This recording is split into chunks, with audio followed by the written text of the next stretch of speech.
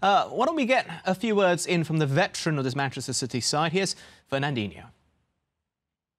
Fernandinho, commiserations. How disappointing are you? How disappointed are you? Well, obviously it's a big disappointment for us, because to lose a game in the semi-final of FA Cup is always hard and tough to take it. But well, we have to congratulate Chelsea because they get the chance and they scored the goal. So we were unable to score any goal. So it was an important match for us. But as I say, they were a little bit better than us in that sense, and they're gonna play the final. And yeah, congratulations for them. We've seen you at your brilliant best on so many times throughout this season, but it just didn't quite seem to gel today. Was that because the number of changes that are made, the number of games that you've been playing? What would you put it down to? I don't think so. I think that's normal. The rotation of the team is always normal. So the boss, he tries to to play everyone, and of course every match is important for us. And that's the case. Every game we play, we rotate the team, we change players. And unfortunately today we were able to play a good football and to take the chances we create. But heads up and focus on the next one. When Phil Foden came on, there did seem to be a little bit more spark in the team. Did you feel that momentum? Well, sure.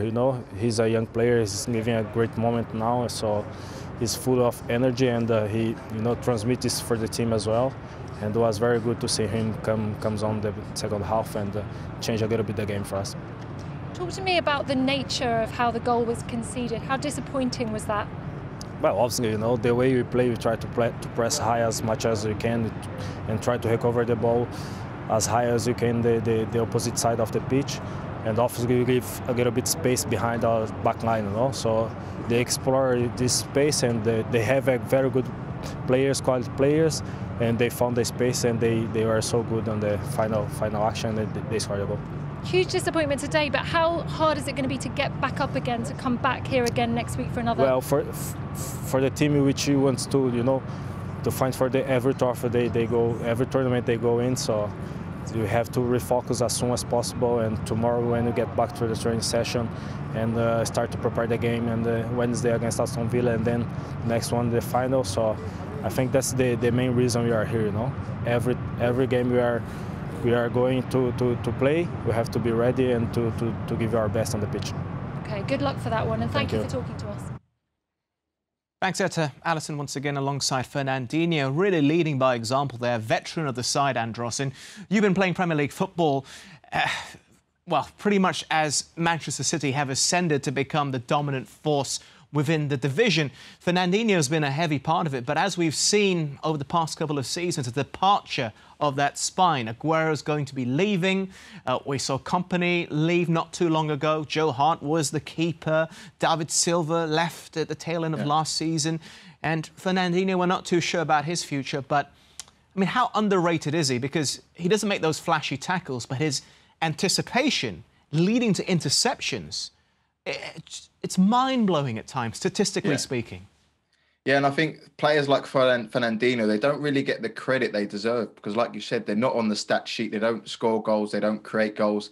But what they do is when those players we spoke about, Aguero, the Sterlings, the Mahrez, when they do attack in numbers and turn over the ball, there's always one man covering. There's always one man making sure if it's left side or right side, he gets there as quick as possible and stops the counter-attack. And yeah, I've definitely felt, as an attacking player, I've definitely felt the full force of Fernandinho on more than one occasion.